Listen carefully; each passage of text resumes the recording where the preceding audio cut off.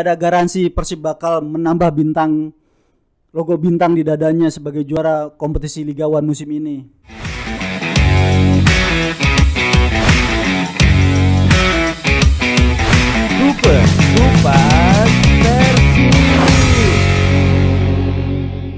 Sampurasun Boboto, jumpa lagi dengan Opa Dani dalam segmen Kupas Persib. Di edisi kali ini Opa akan mengangkat tema alarm bahaya sudah berbunyi kencang di kubu Persib Bandung.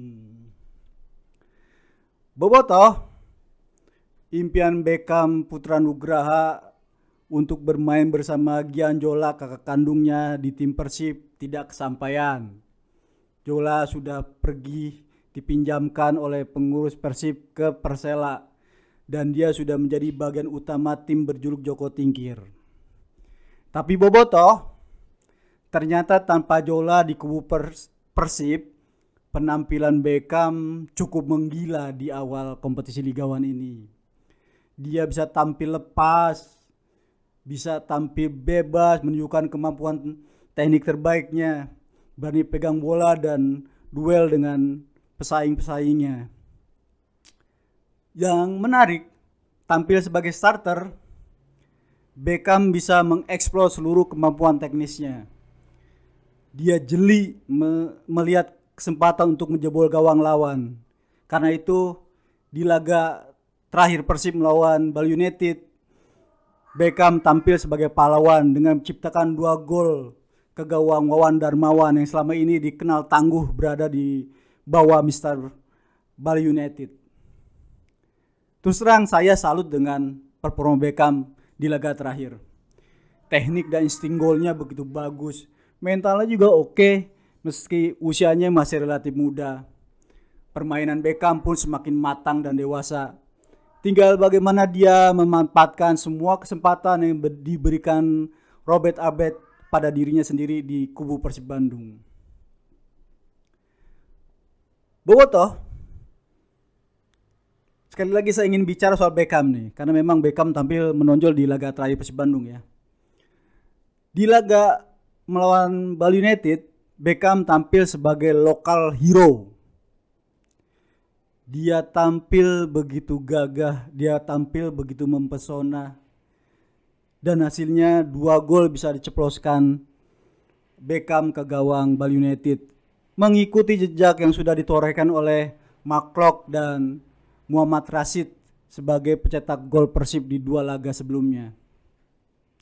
Tapi sayang 2 gol Beckham ini tidak berwujud kemenangan karena Persib harus puas bermain imbang dengan tim berjuluk Serdadu Tridatu, sehingga mereka gagal menghapus tradisi positif pertemuan mereka dengan Bali United.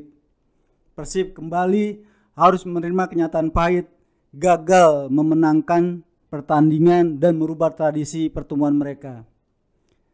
Jelas itu bukan hasil yang diinginkan oleh tim Persib dan Bobotoh. Apalagi Persib sempat unggul skor 2-1, bahkan mereka diuntungkan dengan jumlah pemain. Tapi kemenangan sudah depan mata melayang ketika bola lob Yabes Roni bisa menjebol gawang Dede Nasir. Yang mengecewakan, performa Persib di hadapan Bali United sangat berbeda dengan penampilannya di 2 laga awal. Komposisi permainan menyerang yang disiapkan oleh Rene Albert ternyata tidak berjalan sempurna. Beckham yang ditampilkan sejak awal hanya bisa mendarai permainan tim dan membuat Persib tampil begitu menyerang di separuh babak. Ketika Beckham harus keluar karena cedera, situasi berubah.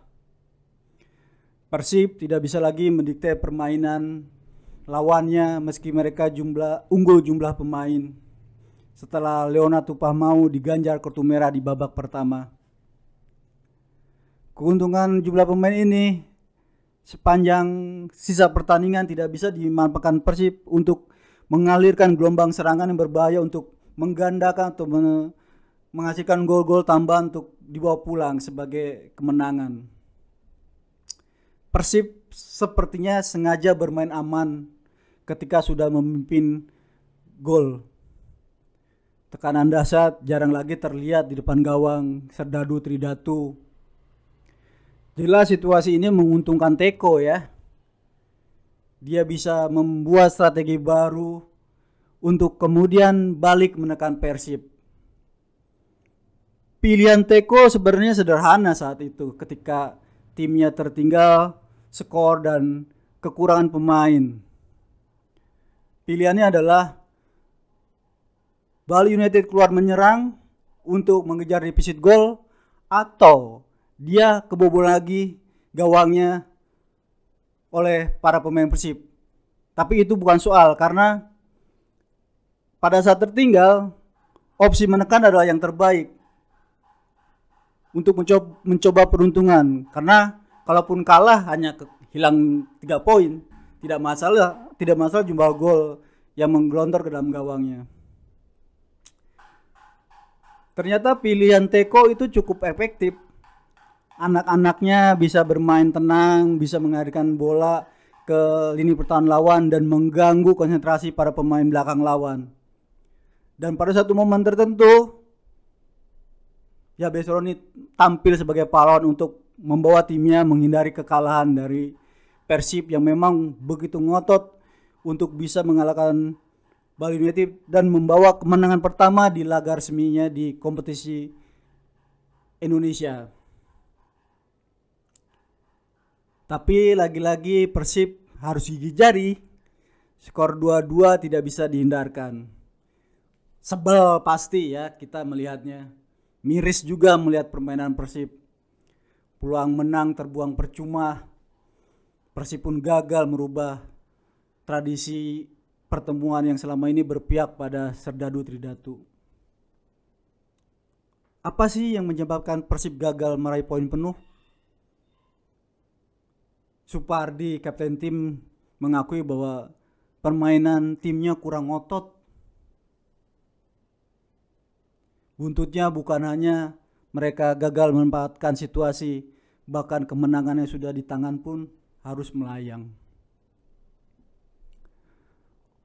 Hasil imbang dengan Bali United memang sudah takdir yang harus diterima kubu Persib. Tapi melihat cara bermainnya di laga ketiga itu sungguh sangat di luar prediksi. Gambaran utuh Persib sebagai salah satu kandidat kuat calon juara di liga musim ini tidak terlihat. Oke lah, banyak orang yang bilang hasil imbang tentu bukan masalah besar. Toh kompetisi masih panjang, kita tidak perlu khawatir. Karena bisa saja Persib membalikan keadaan dari posisi kedua mengkudeta Bali United yang sekarang berada di peringkat pertama. Dan terpenting Persib belum sekalipun mengalami kekalahan dan mereka masih bertahan di jalur juara. Tapi sekali lagi saya agak khawatir melihat cara bermain Persib seperti itu ya. Menurut saya dengan cara bermain seperti itu alarm bahaya sudah berdering kencang di kubu Persib. Karena sekalipun Persib tim hebat, sekalipun Persib punya tradisi juara yang bagus dengan 2 bintang di dadanya, tidak garansi Persib bakal menambah logo bintang di dadanya sebagai juara kompetisi Liga 1 musim ini. Karena semua lawan sudah melihat bahwa Persib ternyata bisa dihentikan. Persib ternyata tidak bisa mengulangi prestasi musim lalu, 3 laga dibabat semuanya dan menghasilkan nilai sempurna 9. Tentu saja fenomena ini dicatat oleh calon-calon lawan Persib berikutnya. Terutama Borneo FC ya, yang akan menjadi lawan berikut Persib di laga keempat pada hari Kamis 23 September. Mereka tentu sudah punya catatan khusus setelah melihat Persib gagal mengangkangi Bali United, padahal saat itu Persib unggul skor dan unggul jumlah pemain. Borneo meski sudah ditinggal pelatih Mario Gomez, bukan lawan yang mudah ditaklukkan. Dia akan tampil layaknya banteng ketaton yang punya gairah tinggi untuk bisa menunjukkan bahwa timnya tidak mengalami persoalan serius meski ditinggal pelatih utamanya. Bahkan ada kemungkinan tim berjuluk Pesut Etam ini akan mencontoh Bali United yang sukses menahan laju Persib Bandung.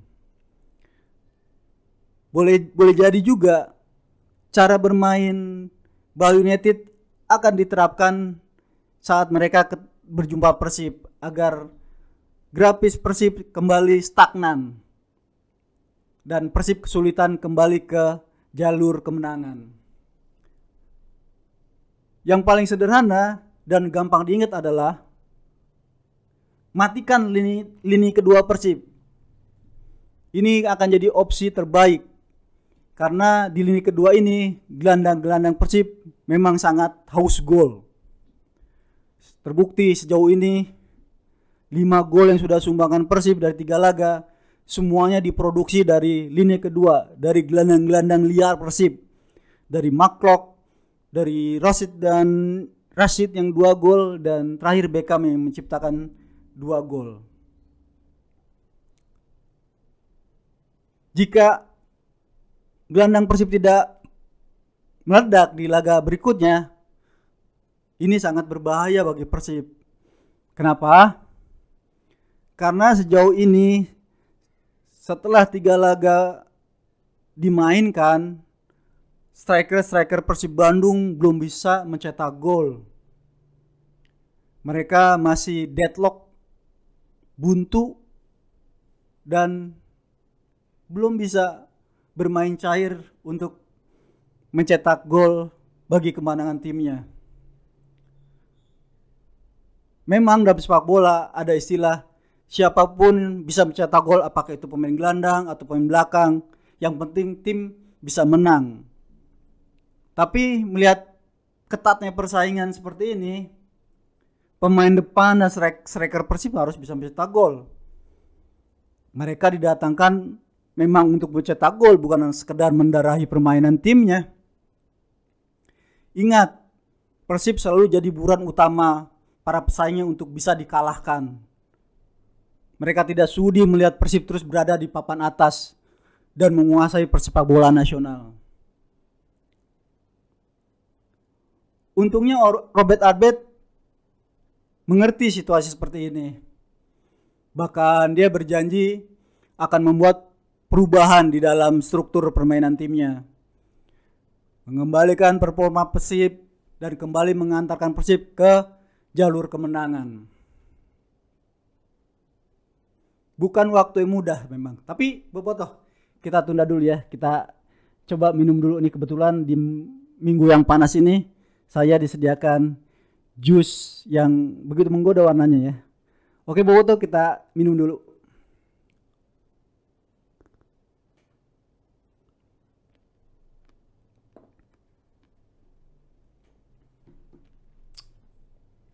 Seger bobotoh, enak, manis asem, terasa di lidah. Bobotoh, kita lanjut lagi ya. Sebagai sutradara tim yang sudah mengetahui A sampai Z-nya dapur Persib, Robert tentu terusik jika memang Persib mulai agak macet nih permainannya. Robert dituntut bisa kembali memulihkan kepercayaan diri, motivasi pemain, dan meyakinkan para anak asuhnya bahwa kalian bisa kembali ke jalur kemenangan. Kalian bisa kembali menjadi tim yang utuh, tim yang disegani, tim yang ditakui lawannya. Ada beberapa opsi yang saat ini dimiliki oleh Robert. Di antaranya ada kabar bagus bahwa Gopri Silon sudah mulai bugar dan bisa langsung dimainkan dan membantu timnya untuk mencari kemenangan. Mungkin opsi itulah yang akan dipakai Robert di pertandingan selanjutnya dengan menjadikan dia sebagai starter, tidak lagi menjadi pemain yang datang dari bangku cadangan.